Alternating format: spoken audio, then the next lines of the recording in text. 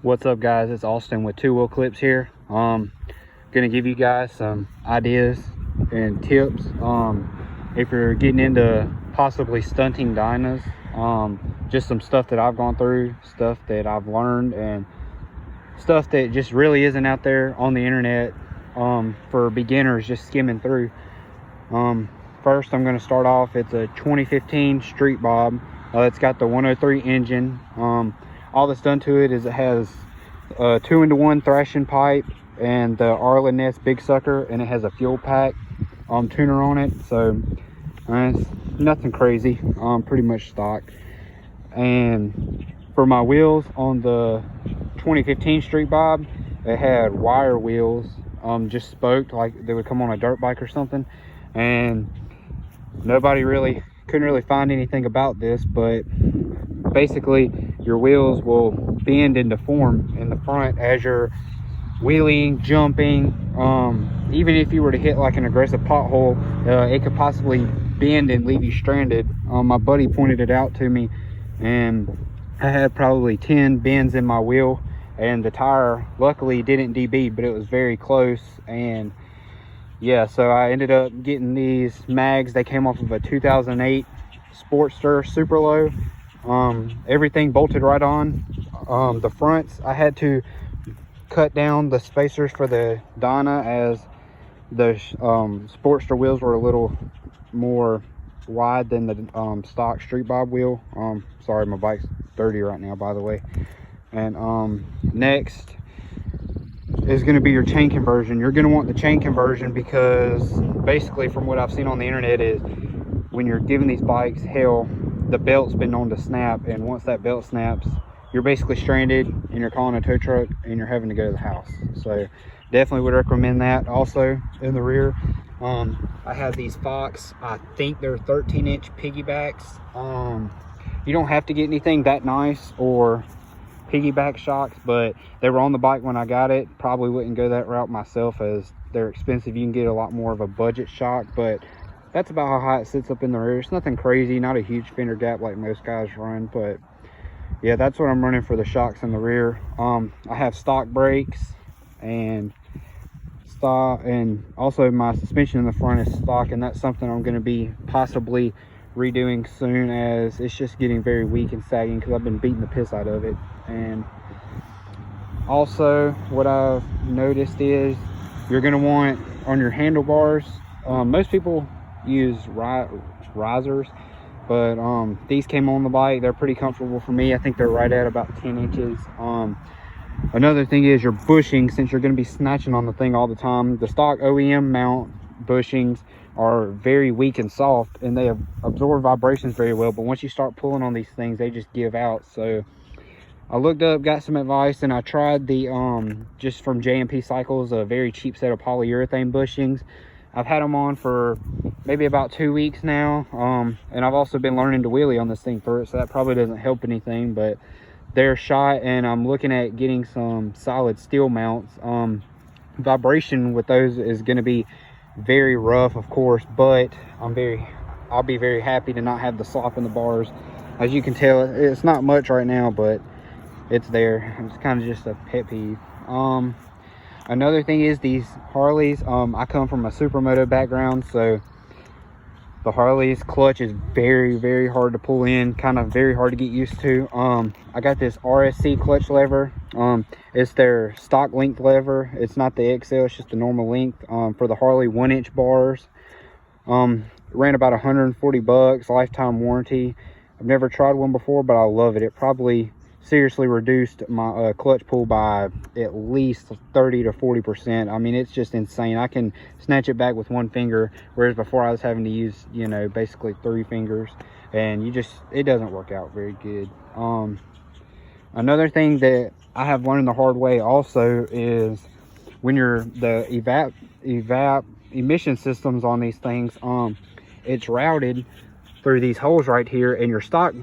And it's the same with your stock breather, but basically it goes through these holes and dumps into your air filter. Well, when you're doing long wheelies and jumps and stuff, basically your oil is getting, instead of like a mist or vapor of oil that can be burned off easily, actual drops are starting to make it through, and it's not being burned, and it was collecting in the bottom of my air filter, and it had eaten the cotton all out of it, and really dirtied up the butterfly. I cleaned that off, cleaned out my air filter. I have one on the way.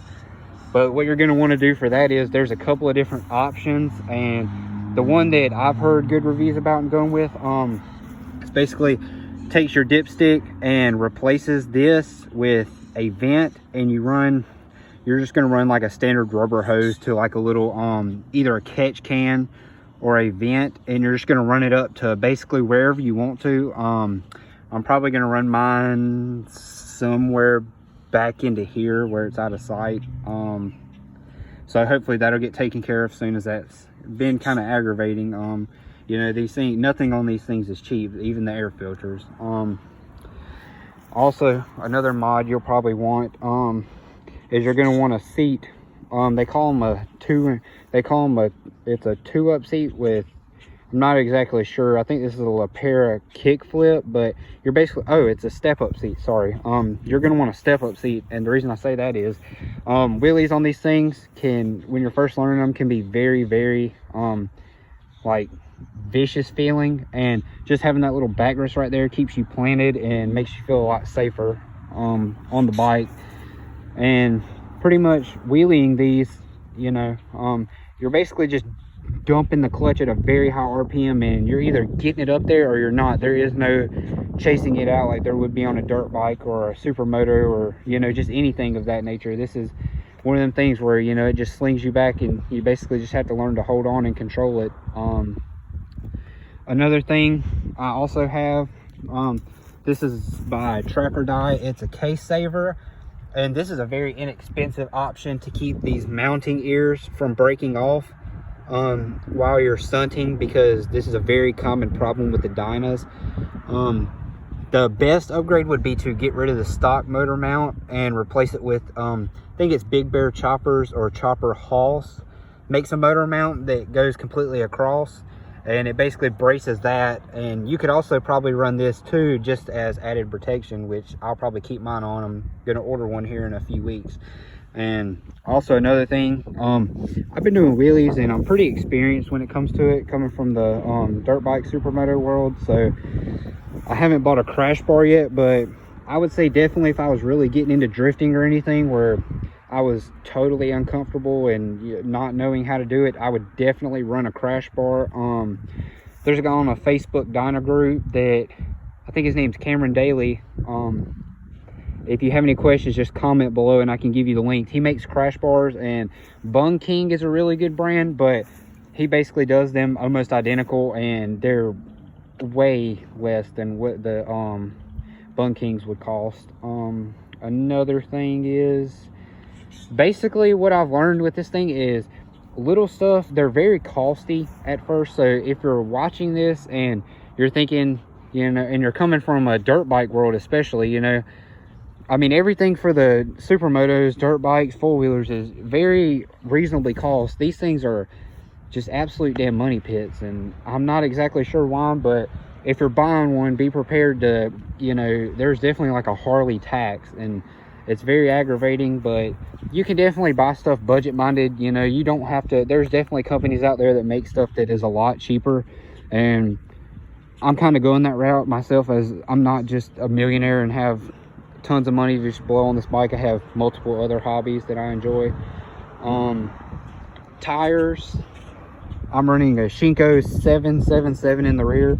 So far it's been great. I didn't try to wheelie on the stock one because it was pretty blown out when I bought it, but I've ran this one and I'm running 35 psi. Stock recommends 40, so I'm only running 5 psi less, and I dumped the clutch at probably 4,500 RPMs, and I've never had any trouble with it spinning. It hooks up every time. The front, since I swapped wheels, I haven't gotten around to replacing this tire. It's more of a low profile tire. I really don't like the look. I'm gonna go with another matching Shinko 777 in the rear to match it. I'm gonna go an inch higher to kind of get that fender gap a lot better. But yeah, that's pretty much it. Another thing with these is there's a lot of Instagram groups and Facebook groups that you can go on and find basically used parts that are either new in box or, you know, in great condition. And you could even find dynas for sale a lot. A lot of the stuff is out in California. I'm in Georgia, so it does suck having to wait for shipping and everything. Is, I guess you could say, the club style dynas haven't made it over here yet, so it kind of stinks with that. But the Dyna Parts Trader on Instagram, the actual name is FXR_Dyna_Parts Trader, and I've used them multiple times to sell stuff and to buy stuff, and it's been great. I use PayPal through them. And also on Facebook, there's a group that if you just have any questions about your bike or just anything in general, it's called Harley Stunt Parts, and you know, go check them out. Very useful information, as the forums on your normal Harley Davidson forums, a lot of the guys are very against it, so you're not really going to find much info on there. But that's about it. And just some places you can get a lot of this stuff. I use Thrashing Supply Company. Tracker Dye is good. My pipe's Thrashing Supply. The chain conversion is Tracker Dye. Pretty sure these Fox shocks were ordered from Thrashing Supply also. Those are going to be your main two people. Also, my clutch it's a Barnett. It's the extra spring kit. It just basically gives you that extra grab and hook up on takeoff that you need. Also, the risers are built well. They're not the pullbacks or anything, just your straight up risers. The Vans grips came from Bitwell too. I really like them. They're nice and grippy. Wouldn't recommend them if you don't wear gloves. They're very sticky right now. It's probably 90 degrees in Georgia, so very sticky. So I wear gloves all the time, so I'm good, but some other people don't. I probably wouldn't run them. But that's about it, guys. You know, like, subscribe, and comment, and everyone stay safe. Thanks.